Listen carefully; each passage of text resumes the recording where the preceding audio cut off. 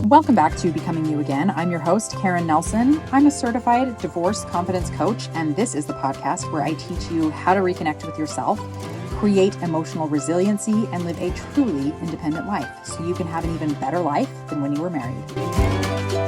Hello, my friends. Welcome back to another episode of Becoming You Again. I am your host, Karen Nelson. And if you don't know already, I am a divorce confidence coach, and I work specifically with women who are struggling after divorce.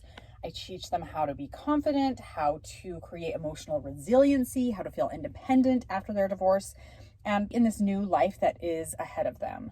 How are you all doing today? I hope that you are having a beautiful day. The day that this episode comes out will be on the 4th of July, and in America, that day is Independence Day. It's the day that we as Americans celebrate our independence as a country. So hopefully, if you're in America, you're enjoying good food and fireworks or doing something fun. Because it's Independence Day, I wanted to talk about independence after divorce. I know right now this idea of independence can feel a little out of reach for many of us. And I don't really want to get too political on here, but with the overturn of Roe by the Supreme Court a few weeks ago, many women are feeling like our rights, our independence is being taken away. And we're essentially being told that we don't get to decide for ourselves what we do with our own bodies. And so when something like this happens, it leaves many of us feeling stuck or uncertain and even helpless in our own lives. And I know that there are a lot of women in this country who don't feel much like celebrating independence for this country because they have these thoughts and feelings like it's all being taken away. And this same idea shows up for women after divorce. Because for however many years they were married, they forgot how to live independently.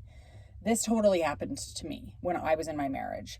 And so when a marriage ends, they feel stuck, they feel uncertain, they don't trust themselves, and they feel uncertain of what the future even holds. And they can even get to this place where they feel helpless because they don't know if they can make it on their own, right? They don't know how to make decisions. They're scared of what might come, and celebrating themselves or celebrating that they're out of a bad relationship or that they've created some kind of freedom for themselves just doesn't seem that great of something to celebrate. And so the question that I want you to ask yourself right now is, how can I lean into the independence that I have now that I'm divorced? When we go through challenging things in our lives, we can look at all the hard stuff and wonder, why is this all happening to me? Or we can look at it and think, how can this be an opportunity for me to grow? And I know there's a million other ways that we can look at these situations, right? These challenges that we go through, but often we think in these terms of black and white. And so it does sometimes come down to, why is this happening to me? Or how can this be an opportunity for me to grow? And regarding independence after divorce, I want you to know that right now is your opportunity to use this independence to feel free, to feel capable, to feel connected to yourself, to use it to feel confident, to build confidence in who you are. You're in a space right now out of divorce and in this new beginning where you get to choose what you want your life to look like, and you get to move toward that every single day. And so the first thing that I want you to do, that every woman who is divorced needs to do, is define what it means to be a divorced woman. You need to do this for yourself. And here's the really great news. This definition of what it means to be a divorced woman can be whatever you want. You just get to make it up. Who do you want to be? How do you want to think about yourself? What do you want your life to look like? Take all of the best things that you want and write it all down, and that is your new definition of what it means to be a divorced woman. I'm not kidding you when I say, write it down. This can be like the outline of who you're moving toward, of who you're becoming in your life. Hang it up, see it every day, read it every day. Use that as your intention of the kind of person that you are becoming. This will be your first step toward feeling independent after divorce. Have a focus of the person that you want to be and start to become her as you live your life. The next thing that I want you to start doing is start making decisions. Now, I know this can be really tricky for a lot of divorced women. I know for me personally, it has been a challenge that I continue to work through and work on every single day. Because when I was married, I got into this habit of deferring all of my decisions to my partner. I adopted this story that like my ideas and my opinions and my decisions, they just weren't right. They weren't good enough. He didn't like them. He would often put the blame on me, or at least I was telling myself that story. I don't know if this happened every time. And maybe it did and maybe it didn't. What matters is I came out of my divorce not being able to make decisions because I didn't trust myself. I just would never choose anything because I thought that I would fail, or people might not like it, or they might be unhappy with my choice. And so I just wouldn't make decisions. And because I had created this habit while I was married, this didn't magically disappear when I got divorced. I still had a hard time making decisions. And so this habit of not making decisions, it came right along with me after my divorce, right? Because my brain came with me. And so making decisions and trusting yourself that you can and that you know what is best and right for you, it may not come easy. But this is something that can be learned. I promise you that. And this is what I had to do, and it's what I'm continuing to do, and it's what I continue to help my clients do, and it's what you are going to do as well. So today, we are going to start. You are going to make one decision. Now, it can be big, it can be small. You get to choose, but decide on something today. And the only rule is that you pick and then you don't change your mind. You pick and you stick with it. This is going to be very uncomfortable for a lot of you. I want you to remember this. Just because something is uncomfortable doesn't mean that it's wrong or that something has gone wrong, okay? It just means that in this instance, with decisions, you're not very practiced at it, and it feels really weird. But I want to add that the more decisions you make, the easier it becomes and the less uncomfortable it feels. The more habitual it will be and the easier it will be for you. And I also want to say that, of course, moving forward, you can always change your mind at any time after making a decision. But if you're really in the space of even struggling to pick anything, I don't want you to pick something and then change your mind right away, because all that leads to is being wishy-washy and not trusting yourself. And so while you're building this muscle of making decisions, I would offer that you not allow yourself to change your mind right away, okay?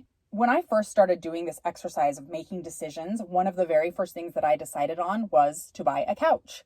My ex was moving out and he was going to be taking the couches. I was going to buy something new. And so the kids and I went to the store and we sat on a ton of different couches. But there was one couch that I really liked, the kids really liked, but it was big. And I just wasn't even sure it was going to fit in the space. And it was kind of pricey, but it was fine. I was going to make that part work. But I was mostly afraid of like, is it going to fit in the space that we have? And I really hoped that it would, because it was like the perfect couch, the exact kind of couch that I wanted. So I was determined to decide and not defer this decision and not to take it all to all of the people, all of my family and friends, and say, what do you think? Should I do it? Should I not? Should I keep looking? All of the things that we do when we're trying to make decisions. We get all the outside information. All I really needed to make this decision was to find out, will this couch fit? And so I got the measurements, went home, measured the room, and realized this couch will totally fit.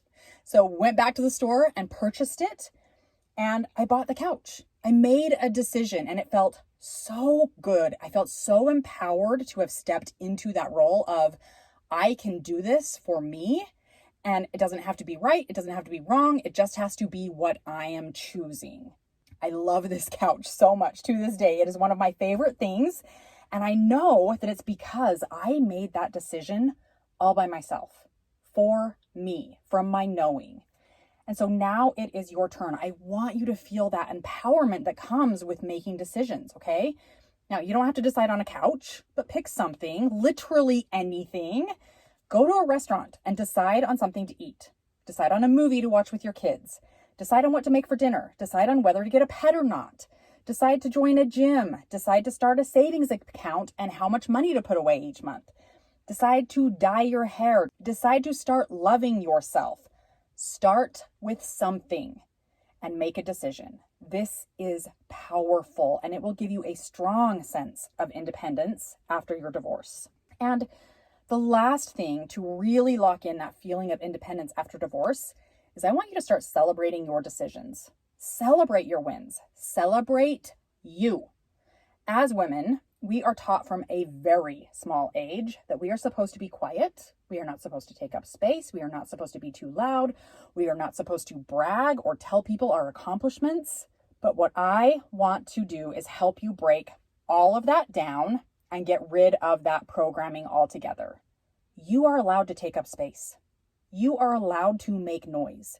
You are allowed to do things and be proud of them and tell other people about them. You are allowed to celebrate yourself. And this celebration can literally look any way you want. But choose something that gives you a little bit of a dopamine hit, okay? So something that makes you feel good in the moment when you give yourself a shout out. You can give yourself a high five. Either use your other hand or do it in the mirror. You can clap for yourself. You can say, "Great job. I am so freaking proud of you." You can give yourself a little hug. You can do a little dance to yourself. You can pat yourself on the back. I personally have this move where I kind of punch my arms and hands forward in front of me several times in a specific rhythm. It's almost like I'm hitting a punching bag, but it's way more fun than that. My boyfriend calls it the Karen dance. And it's my way to celebrate me. I do it when I'm excited about something that I've done or something I'm about to do, or when I just did something during the day that I'm really proud of. I do that little dance. So pick something, and then when you do something on your own, when you make a decision, when you accomplish something, literally anything, I'm not even kidding you, anything, big or small, celebrate. Celebrate you. Here's some examples that you could use. Did you pick up the kids from summer camp or school? Awesome. Give yourself a little celebration, whatever you decided on. Did you decide to get your car washed today? Great. Celebrate. Did you take a nap because your mind and body needed it? Perfect. Celebrate. You don't have to wait for a specific day of the year or a huge milestone to take place for you to be able to celebrate you and your accomplishments.